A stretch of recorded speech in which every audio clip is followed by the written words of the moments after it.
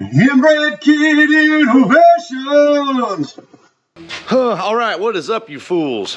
So today, here in Half-Ass Garage, I got one of my buddies wanted me to repair an old shitty trailer that he's got.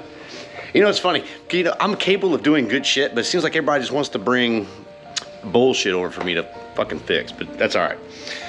So this guy is kind of a cheap ass. So he just wants this thing. This is not the way I would like to fix it, but given his budget, which is frugal as fuck, we're just gonna basically again slap lipstick on a pig. But we're gonna make this thing functional. That's what he cares about. He just wants it functional. He don't care what it looks like. So I have this spare. This is just some scrap shit I had laying around. And we're gonna make side rails. There's gonna be three, let's see, there's gonna be three on this side. Run down to put one there, and one up there on each side. And these fenders are all wibbly wobbly and rusted out.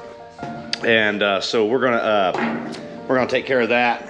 I'm gonna show you guys how I did that. I've already beat a lot of it back into place. This thing here was bent all the way up and out like this, and I already got it kind of straightened up a little bit.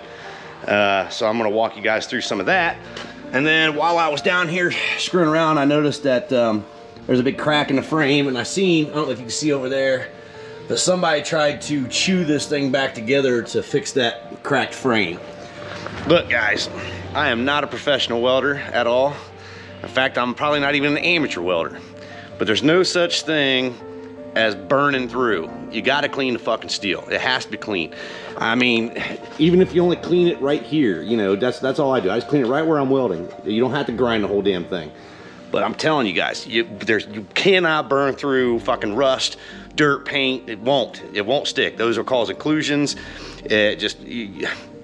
Clean your steel, god damn it.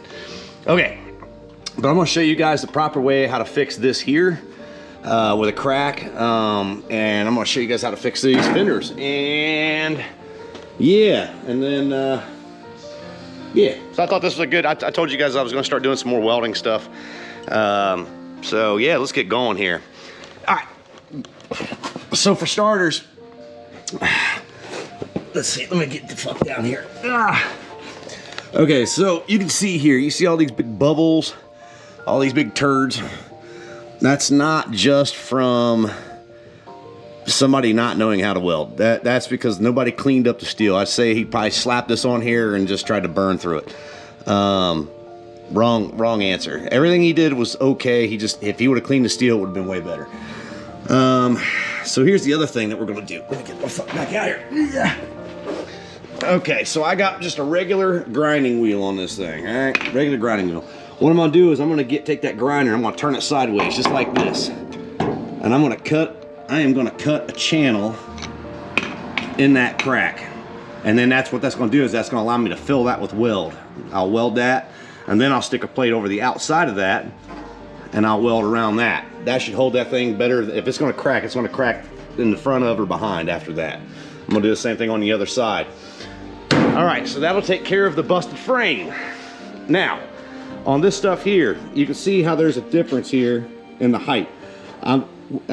Whenever I beat this back together, this lip was overhanging this, because anytime you bend steel and beat it back, it stretches.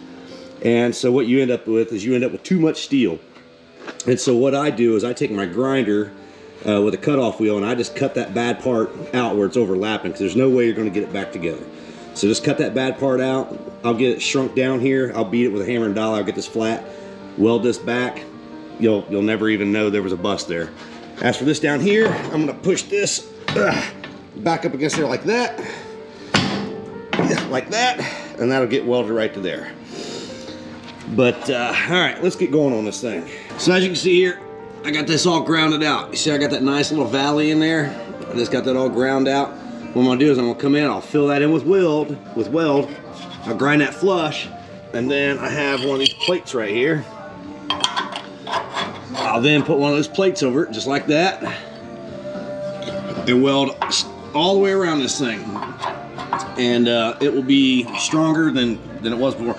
And I know you guys probably like, oh, that's some thin shit. This is like, I don't know, I think it's 12 gauge or something, maybe 10 gauge, which I promise you, that frame is no thicker than that. So there's no point in putting like 1/4 inch or 3/8 or all that other bullshit on there, 1/2 inch, because for one, most of you got the same welder I have, a little 110. It's not going to penetrate that 1/2 inch shit. So there's no point in going any thicker than the frame. You do it like this, just welding that groove right there. I'm telling you, it's probably going to be damn near good enough. Putting this on is just added insurance. As for this stuff here, what I'm going to do is I'm going to come in, I'm just going to weld. You see I got this kind of flat here. I'm going to come in, I'm going to weld that. And once I get it welded about here, I'll stop, and then I'll beat all this flat and continue on. You don't have to get it all flat right off the rip, all right? Because this stuff's kind of all over the place. It's weak and blah, blah, blah. But I'll come in, I'll weld from here to here. Once I get that welded, I'll beat some of that flat, and I'll just continue on. I'll just keep working this down. All right, so here we go. So you see, I filled in that divot that I made. That's all filled in with weld now. All I gotta do is come back, I'll grind this flush. Grind that flush, stick that plate in there, like so. Weld that on each side. It'd be like nothing never even happened. And then up here, you can see I just stitched half. So now what I'll do is I'll come back and I'll beat all this flush. Same thing up here, I got all this flush. This is not, but I'll beat this flush and then I'll just keep continuing down. Same thing over here. I got that part lined up where I want it. Now I can come in, now I can beat on that. It's a little more solid now. I can come in, I'll beat on that, and I'll keep bringing it down. I'll just keep working this down, working it down, working it down until I get it where I want it. Okie dokie. All right, let's keep going. I got this bad boy stitched up here. This is one of the side rails that we're talking about putting on. This is just one, but this thing's pretty solid. You can see my dimes laid there. Snorting lines, banging dimes. I got this here all stitched in here, which is part of that fender that was all loose and wobbly. Here's the part I showed you guys earlier where I just worked this thing down. Now, granted, I'm gonna leave this thing ugly and all. Yeah. Now, if this was a nice trailer, I would grind that down smooth, and you wouldn't even notice it was there. But I'm just gonna leave the extra meat on there just because I ain't painting this thing. This thing is, like I said, it is what it is. Just a shitty trailer. Same thing with this here. Now that I got this stitched, now I can start working on beating this out and making this nice, and just keep grinding it and just keep working on it until it's perfect. Again, shitty trailer, I'm not doing all that. Stitch this all down here, so now this thing was flippity floppity flew, and it ain't going nowhere now. Where you going? Fucking nowhere. That's right. All right, I got 2 more sticks here to stick on this side for the uprights, and then this side is basically done. I'm gonna repack the bearings and shit, but you guys don't need to see that. That ain't nothing. I'm just packing some grease and some bearings. No biggie. Yeah, and then it's on to the other side to do the same shit. So I'll get this side stitched up, and then I'll come back and show you what I did there. Oh, and here's that plate that I put on. As you can see. All right, so here's one of those examples I was talking about. Whenever this metal gets bent, you bend it back. See how it overlaps there? It ain't quite sitting flush. I'm gonna take my cutoff wheel and I'll just cut right down through there. It'll leave a little tiny gap. I'll beat that flush, weld, fill that up with weld right between, and you never see it. All right, so there it is. It was overlapping, made a little gouge down through there. Now we're gonna fill that up with weld. Let's see here.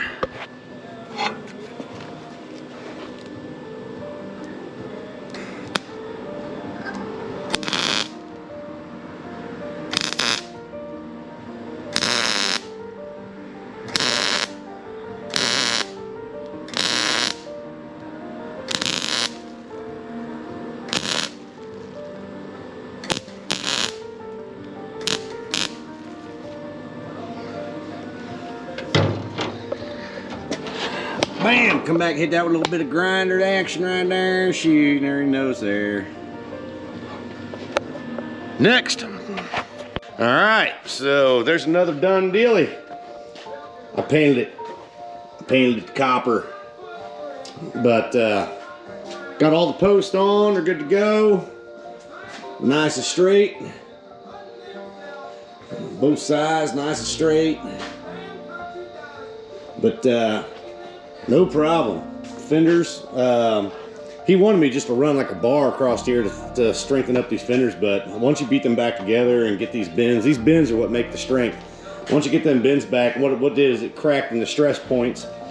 You beat those back together, weld them up, no problem. There's no point in putting another bar on there for no reason. So, another done dealy. Man, who knows what the fuck's gonna be next there, fellas. I'm gonna make a post on Facebook to see if anybody needs any other work done, but shit. I'll get you guys included on the next one. See what happens. Have a good one. peace.